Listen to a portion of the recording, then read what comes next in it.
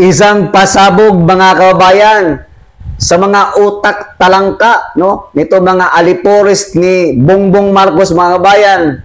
Abay nagkatotoo na po itong hinala natin na ready na sila. Gumagalaw na sila para siraan at hindi makapagtakbo itong si VP Sara Duterte. Wala na silang ibang pwedeng gawin kung hindi kakasuhan itong si VP Sara Duterte. At ayon sa balita mga kababayan, naku po, halos mapuno daw yung L300 van na pinagkargahan ng mga dokumento mga kababayan. Naku, lintik talaga itong mga mapanira na ito. At kakasuhan daw itong si Vice President Sara Duterte ng plunder case nitong mga civil society groups. Kabilang dito yung mga sinabi nila, pare, ngayon na ako nakakarinig na pati pare mangunguna sa paghahain ng kaso ng isang Vice President of the Philippines. Di ba dapat non-partisan kay pare pa naman kayo? Iba talaga ang nagagalaw o nagagawa ng isang, alam mo yung pera ba, no? Kita na natin mga kabayan na talagang umaandar na sila, lalarga na sila. Ito'y preparasyon nila para sa February next year na maglilift na yung ban, yung ginawa nilang impeachment case laban kay Ma'am Sara Duterte. Basahin lang natin mga kababayan ito po yung balita ngayon. Grabe. Ayon dito sa balita mga kababayan, reklamong plunder, bribery, malversation of funds or documents, graft, at pati di umano yung anomalya sa Department of Education noong panahon pa ni Ma'am Vice President Sara Duterte bilang DepEd Secretary. Ayon tingnan, nakatakdang ihain ng grupo o koalisyon ng mga civil society leaders, binubuo ng kaparian, women's rights advocates, youth leaders, at iba pa ang reklamong plunder, bribery, malversation of graft laban kay Vice President Sara Duterte ngayong araw sa Office of the Ombudsman. Kita nyo mga kababayan, siguro natapos na sila sa kanilang mga meeting, sa kanilang mga script, no? Sige, maghain na kayo. Ipalabas nyo na yung napakaraming mga dokumento. Nagusik-usik rin bond paper. Gumagastos ng bond paper. Pati yung mga ink. Alam naman natin yan, mga kabayan, alam naman natin yan lahat na talagang pinagkaisahan nila talaga si Ma'am Vice President Sara Duterte. Hindi pa nga natin alam, baka nung ginawa yan, andyan yung andyan yung secretary ng ombudsman na si Boyeng Rimulya di ba? Mahalata naman natin kasi si Ma'am Sara Duterte kasi kinakatakutan nila. Ayaw nilang makapagtakbo si Vice President Sara sa taong 2028. Kaya ngayon pa lang, kailangan na nilang gumawa ng hakbang para siraan si Vice President Sara Duterte para mayroong silang dahilan para ma-impeach itong si Vice President Sara Duterte. Grabe! Ang bilis nyo talaga. Saludo ako sa iyo, Ombudsman Boyeng Rimulya. Napakagaling mong kupal ka. Pero pagdating sa anomalyang flood control, pinapaikot mo lang kami kasama ng ICI ninyo na walang ibang ginawa kung hindi pagtakpan yung mga kabulastugan na mga anomalyang ginagawa ninyong lahat. Kasi iisa lang naman talaga yung dugo ninyo. Nagsanib puwersa ito Makabayan Black, makakaliwang grupo, Pinklawan, Dilawan, para pabagsakin si Vice President Sara Duterte. Anong sabi ni Vice President Sara Duterte? Nakahanda siya. Lahat ng mga binabato nyo, pinupukul ninyo yung mga kaso ninyo, hindi aatras ang isang Vice President Sara Duterte. Dahil malinis ang kanyang konsensya. Wala siyang ginawang anomalyang proyekto o panglulustay ng pera. Kahit itanong nyo sa COA yan. O eto po yung video mga bayan. Paanoorin natin yung interview nito mga civil society groups di umano. Na yung sinisigaw nila na plunder case, no? Dito kay Vice President Sara Duterte, di ba? Kasama pa yung pare, yung mga women's advocates, yung mga NPA lang man di ba? Huwag na tayong huwag na tayong magkalukuhan.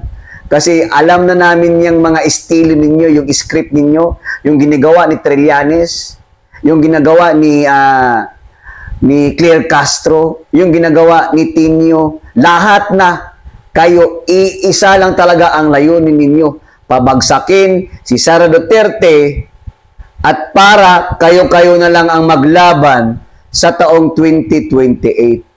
Pero hindi kayo magwawagi.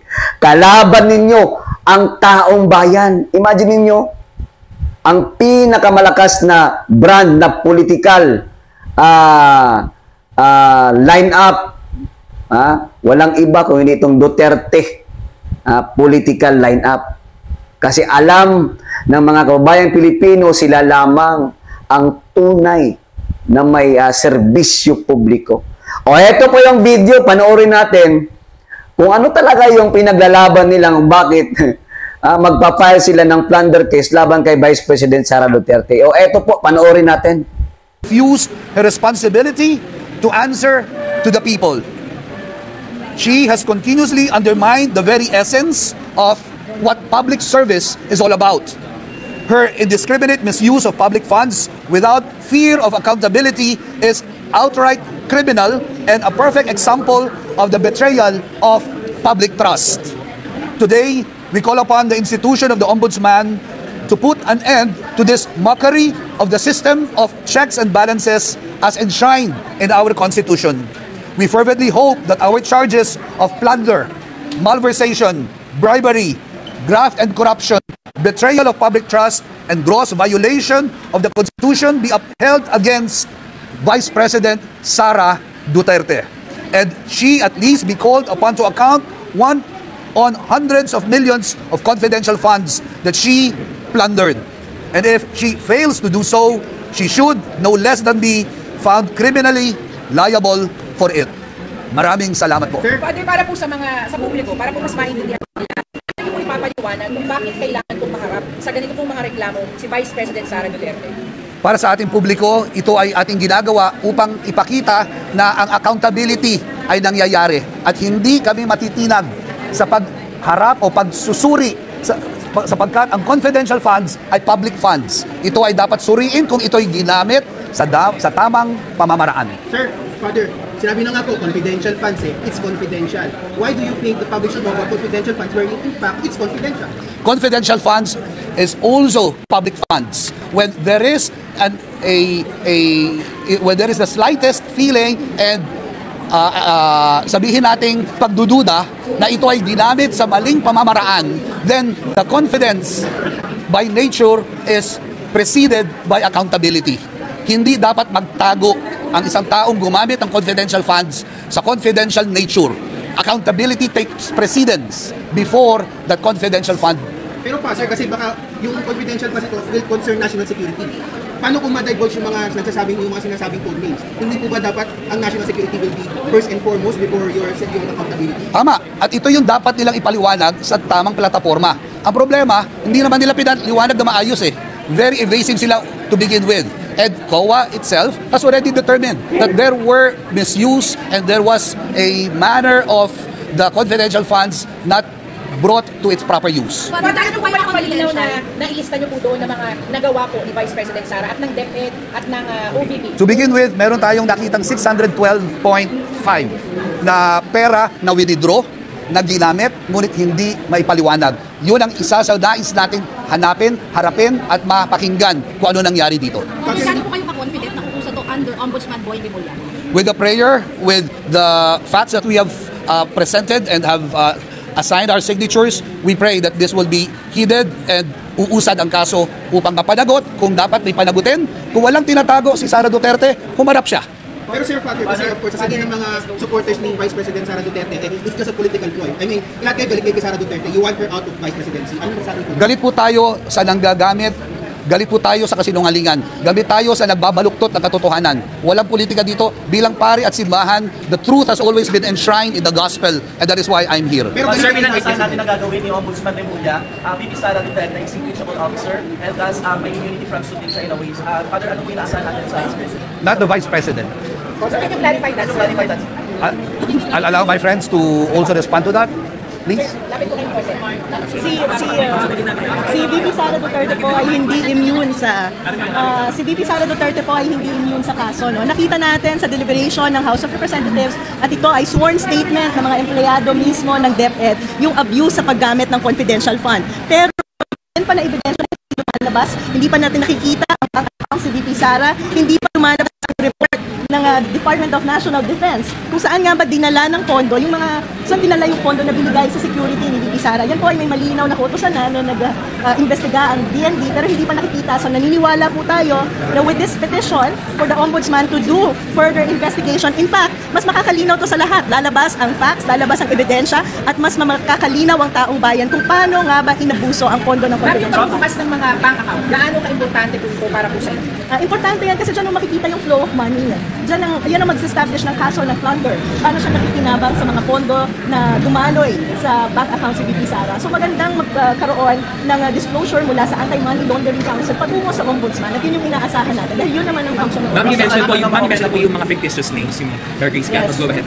Yeah, so lumabas naman yan sa public hearing natin mga fictitious names, no? At malinaw na may proseso kung paano hindi mako-compromise ang national security. Alam niyo po, yung confidential fund, kahit sinasabing confidential, may malinaw na parameters kung paano ito ginagastos. Hindi po ito kitty fund ng mga politiko. May malinaw pong objective, purpose kung paano ito gagamitin. At ito po ay napakahalagang ilinaw ngayon dahil alam niyo po, may pending na kaso pa tayo sa Supreme Court on the unconstitutionality of the confidential fund. At hinihintay natin yan. Pero hindi naman po tayo pwedeng tumigil na lang sa paghihintay ng unconstitutionality ng confidential fund. Kailangan din nating linawin yung mga iba pang batas na nag-govern sa confidential fund. At sa pamamagitan ng prosesong ito, mas malilinawan kung paano nga ba dapat nililiquidate, dapat ginagastos, at sino nga ba dapat talaga ang nagkakaroon ng confidential fund. Hindi ba malaking issue yan na bakit noong 2023 ay nabigyan ng confidential fund ang mga iba't ibang ahensya na wala namang national security functions. So ito yung mga policy issues na kailangan talagang sagutin dahil ito ang mag-guide sa atin sa future kung paano ginagasta ang pera ng bayan. Open po yung money trail, ma'am. May plano po ba tayo mag-file ng impeachment complaint? Can you take on the other questions? Yeah, sure. Okay. Meron kaming gagawin pa sa taas. Iwan namin yung ibang complainants namin para tumugon naman sa ibang katanungan. Does this address the Supreme Court decision virtually making it very hard to impeach a public official?